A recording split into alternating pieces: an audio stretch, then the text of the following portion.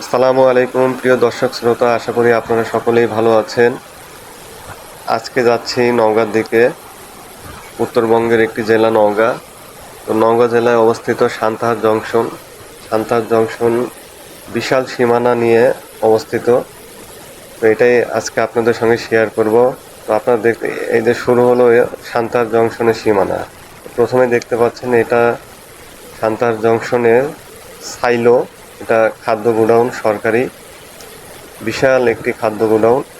আপনারা সকলেই জানেন যে সান্তাহার নওগাঁ জেলা ধান উৎপাদনে বাংলাদেশের মধ্যে বিখ্যাত। তো আপনারা দেখতে পাচ্ছেন এটা সান্তাহার জংশনের সীমানা। দক্ষিণ দিক থেকে উত্তর দিকে যাচ্ছি। যতদূর দেখতে পাচ্ছেন সবই সান্তাহার জংশনের সীমানা। আপনারা পুরনো ট্রেন দেখতে পাচ্ছেন। এই ট্রেনগুলো যুগের পর যুগ ধরে এভাবেই পরিত্যক্ত অবস্থায় আছে।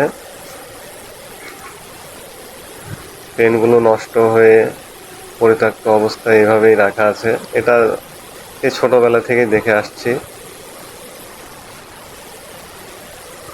অসংখ্য ট্রেন এভাবেই পরিত্যক্ত অবস্থায় পড়ে আছে। যতদূর সীমানা দেখতে পাচ্ছেন সবই সান্তাহার জংশনের সীমানা। আর কিছুক্ষণ পরেই সান্তাহার জংশনে আমরা পৌঁছাবো। ডান পাশের সীমানা দেখতে পাচ্ছেন, বাম পাশে আবার স্টেশন পার হয়েও অনেক দূর পর্যন্ত সীমানা, বিশাল সীমানা। এই সীমানাগুলো পরিত্যক্ত অবস্থায় আছে। আসলে সান্তাহার জংশনে এখানে ট্রেনের বগি চেঞ্জ হয়, ট্রেন নষ্ট হলে এখানে ট্রেন মেরামত করা হয়, জংশনের যা কাজ আর কি। আবার রেলওয়ের যত ধরনের জমি জমা বা মামলা সংক্রান্ত যত বিষয় সব এই জংশন থেকেই করা হয়। কতগুলো ট্রেন দেখতে পাচ্ছেন। তো আমরা কথা বলতে বলতে চলে আসলাম সান্তাহার স্টেশন জংশনে কাছাকাছি। দেখতে পাচ্ছেন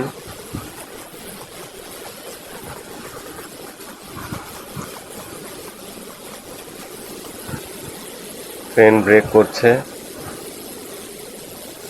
দূর থেকে ডান পাশের যে স্টপেজ দেখতে পাচ্ছেন এটা 1 নম্বর প্ল্যাটফর্ম।